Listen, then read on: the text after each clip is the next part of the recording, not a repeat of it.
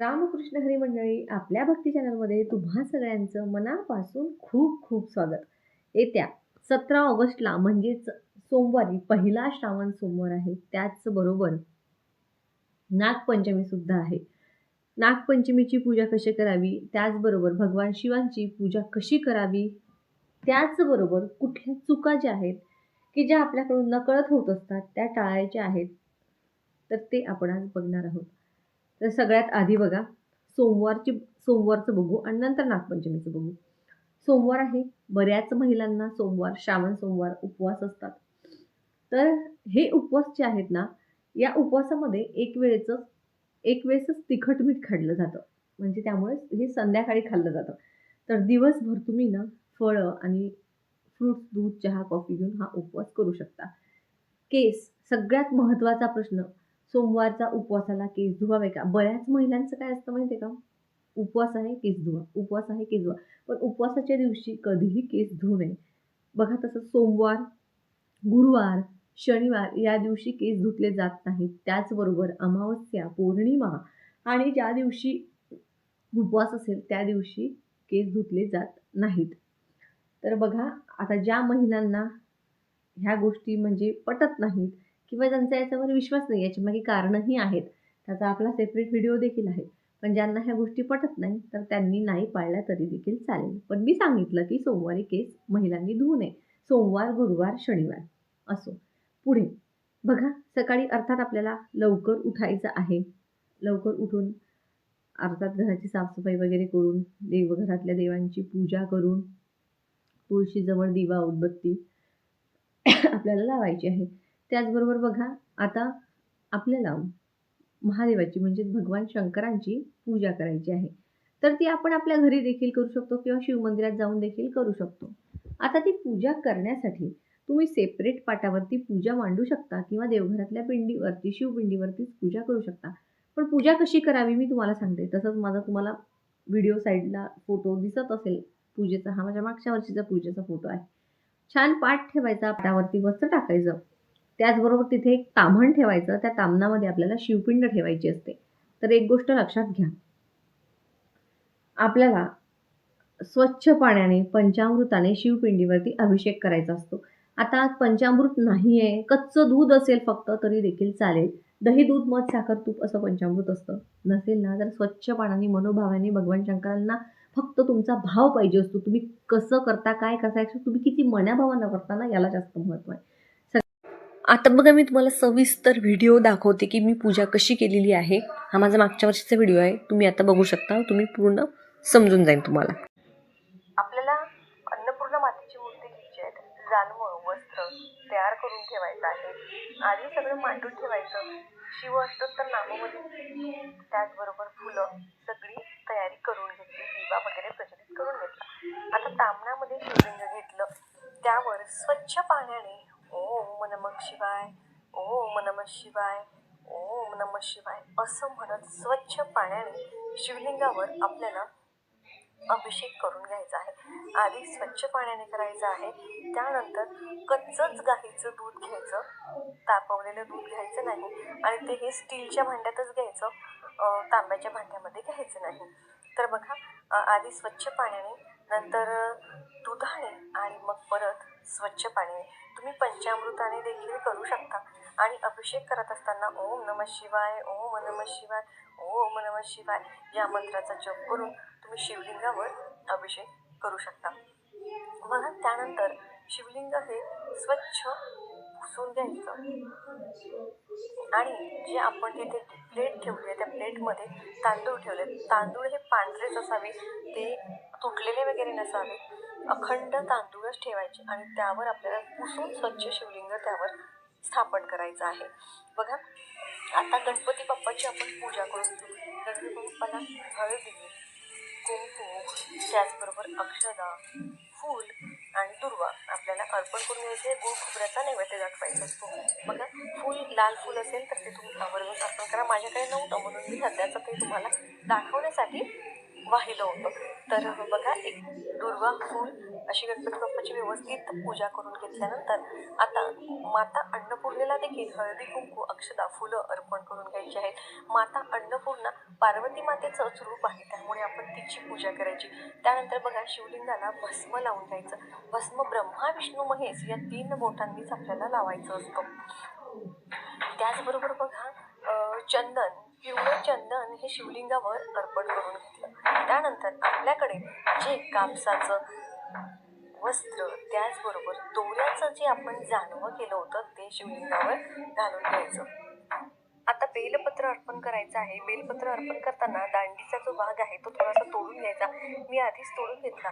त्यानंतर बघा आपल्याला 108 बेलपानं मिळाली तर शिवअष्टोत्तर नामावली म्हणून म्हणायचं, किंवा मग तुम्हाला 108 बेलपानं नाही मिळाली तर तेच एक बेलाचं जे पान आहे ते अशा पद्धतीने ओम शिवाय नमः, ओम शांभवे नमः, ओम शशिशेखराय नमः, ओम महेश्वराय नमः, ओम पिनाकिनी नमः, ओम वामदेवाय नमः, ओम शंकराय नमः असं अष्टोत्तर नामावली घेऊन आपल्याला ते एकच बेलपान 108 वेळा शिवलिंगावरती जे सांगितलं त्या पद्धतीने अर्पण करायचं आहे. त्यानंतर फुलं वगैरे वाहून घ्यायची आहेत.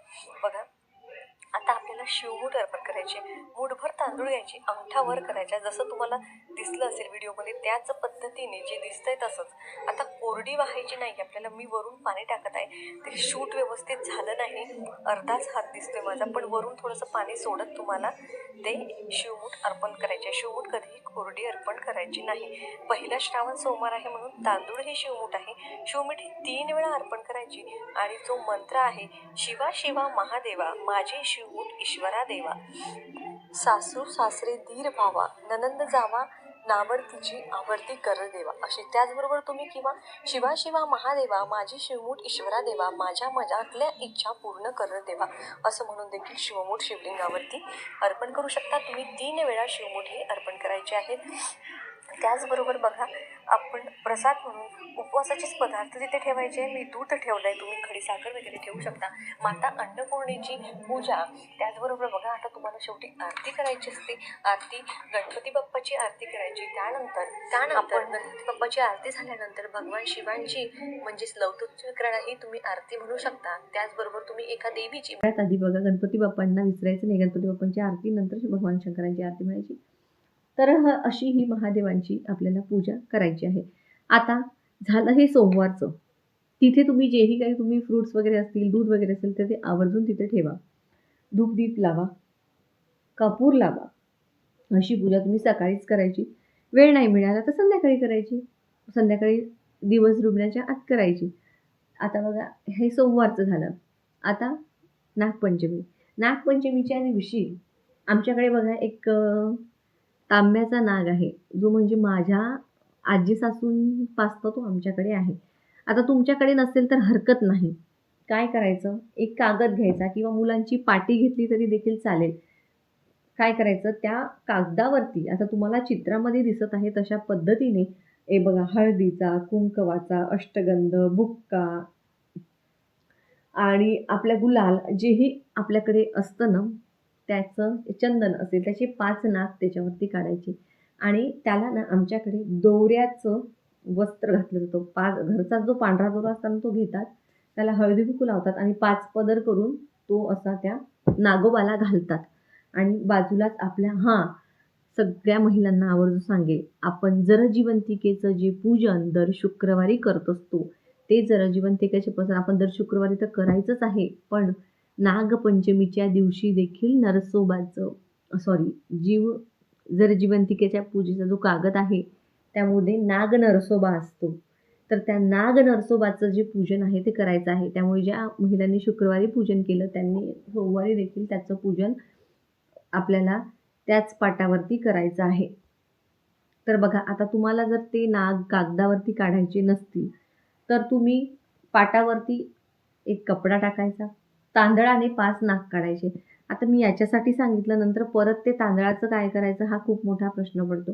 त्यामुळे जर तुम्ही असे कागदावरती 5 नाग काढले ना, दुसऱ्या दिवशी आमच्याकडे 5 दिवस तो कागद तसाच ठेवला जातो आणि 5 दिवसानंतर तो कागद काढून एका पाण्यामध्ये गंगाळ म्हणजे भांडं घेऊन त्याच्यामध्ये पाण्यामध्ये तो कागद ठेवला जातो, म्हणजे की त्याचं तसं विसर्जन केलं जातं आणि नंतर तो कागद तुम्ही निर्माल्यामध्ये टाकू शकता. अशी आमच्याकडे पूजा केली जाते.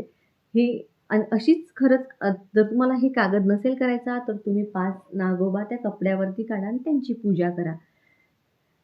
लाह्या, दूध तुम्ही तिथे ठेवू शकता. तर आता हे नागपंचमीच्या दिवशी काप म्हणजे सुरा, विळी जे काही चाकू वगैरे असेल त्याचा उपयोग केला जात नाही आणि आम्ही करतही नाही. माझ्या आजीपासनं हे सांगत आलेले आहेत. आमच्या घरामध्ये चीरचार केलं जात नाही. त्याचबरोबर लोखंडी भांड्यावर अन्नसुद्धा शिजवलं जात नाही. लोखंडी तव्यावर चपाती केली जात नाही. असं म्हणतात, की तो नागदेवतेचा फणा मानला जातो. आता ते काय आहे, काय नाही याच्या खोलवर जाण्यापेक्षा काहीतरी कारण असेल म्हणूनच ते सांगितलं असेल. बघा हे कारण म्हणजे काय? तर कुठे खंदू नये, कुठे उकरू नये. नागदेवतेबद्दल कृतज्ञता व्यक्त करण्यासाठी कारण नागदेवता हा शेतकऱ्यांचा मित्र असतो. बघा त्याच्यामुळे त्याच्याप्रती एक दिवस का होईना कृतज्ञता व्यक्त करण्यासाठी हा दिवस आपण साजरा करतो.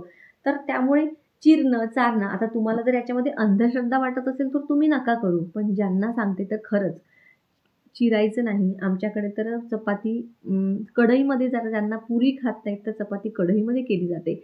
तवा ठेवला जात नाही. कुठल्याही धारदार वस्तूंचा उपयोग आमच्याकडे केला जात नाही. त्याचबरोबर ज्या लाह्या असतात त्या लाह्या घरातील प्रत्येक कोपऱ्यामध्ये थोड्या-थोडे टाकले जातात. असं लहानपणापासून मी हे बघत आली आहे आणि मी सुद्धा हे करते.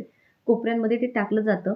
तर अशी ही नागपंचमी साजरी केली जाते. त्याचबरोबर 5 का होईना या दिवशी पाळणा म्हणजे झोके खेळले जातात. आता ते गावामध्ये असतात, इथे शहरामध्ये तर काही नाही आहे. पण असं म्हणतात की ते खेळावं. तर अशी नागपंचमी आपण सगळ्यांनी बघा आपण हिंदू आहोत, मराठी आहोत आणि प्रत्येक सण साजरं करणं यामध्ये काहीतरी कारण असतं. तर ते एका प्रत्येक गोष्टीतून आपल्याला काहीतरी मिळावंच यासाठी नाही, तर समाधानासाठी आणि प्रसन्न वातावरणासाठी आणि आपल्या मनाच्या मनःशांतीसाठी आपल्याला हे सण साजरे करायचे असतात आणि यामध्ये खरंच खूप चांगला अर्थ देखील दडलेला आहे. नागपंचमीची कथा देखील आहे. ती देखील मी तुम्हाला पुढच्या व्हिडिओमध्ये ऐकवेल कारण हा व्हिडिओ आता खूप मोठा झाला आहे. तर भगवान शंकरांची पूजा देखील आपल्याला करायची आहे आणि नागपंचमीची पूजा देखील करायची आहे. त्याचबरोबर ज्या महिला राहुकाळ पाळतात, त्या महिलांसाठी राहुकाळाचा टायमिंग सांगते. सकाळी 7:30 ते 9 वाजेपर्यंतचा टायमिंग आहे. सगळ्यांनीच पाळा असं मी म्हणत नाही. राहुकाळात पूजा चालते, नाही चालत असंही माझं काही म्हणणं नाही. ज्यांना ह्या गोष्टी माहिती आहेत, की ज्यांना राहुकाळामध्ये पूजा करायची नाही, त्यांच्यासाठी सांगते, की 7:30 ते 9चा टायमिंग हा राहुकाळ आहे. तर तुम्हाला या काळामध्ये पूजा करायची नसेल, तर तुम्ही नाही केली तरी चालेल. 9 नंतर करू शकता किंवा 7:30च्या आधी देखील करू शकता. व्हिडिओची माहिती तुम्हाला आवडली, व्हिडिओ जर तुम्हाला महत्त्वपूर्ण वाटला, तर व्हिडिओला लाईक नक्की करा.